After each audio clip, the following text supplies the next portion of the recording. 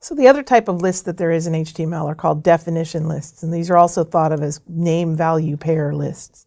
They work as a name with a value. They're also called definition lists because that's what most people think of them as. You start them out with the DL or definition list, and then DT, which is the definition term. If you're going to write a dictionary, you might write HTML as the DT or definition term, and then you write DD. And I'm not sure what the second DD stands for, but it's the value or the definition. You can write a hypertext markup language. And then if we view this is just a one-item list, but as you can see, there's your DT or your definition term. It then indents the hypertext markup language. Obviously, this is something you can use in many different ways.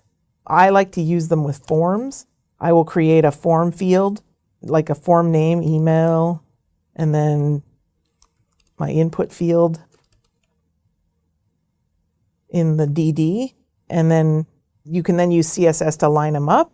You can also use it just as I did for definitions. You can use them for name value pairs in programming. There's lots of uses for the definition list, and it's a list that they actually almost got rid of in HTML because the claim was, well, nobody uses them.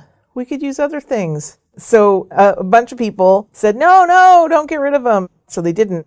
That's the thing, is HTML is a living language and it can change. If web designers are not using the definition list tag, it could potentially go away. I want you to know about it because this is a tag that I find very useful. And you can actually style it in the same way as you style everything else. You can style your definition term with the DT and, make it bold. Bold. You can give your DDs a background color.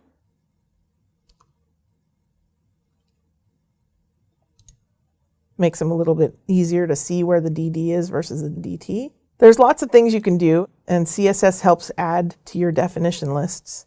One of the things that I do a lot with the definition lists is remove the margin from the DD to try and move it over. And so that way it's lining up. But that's up to you, however you want to style it. And that's the third type of list in HTML, definition lists.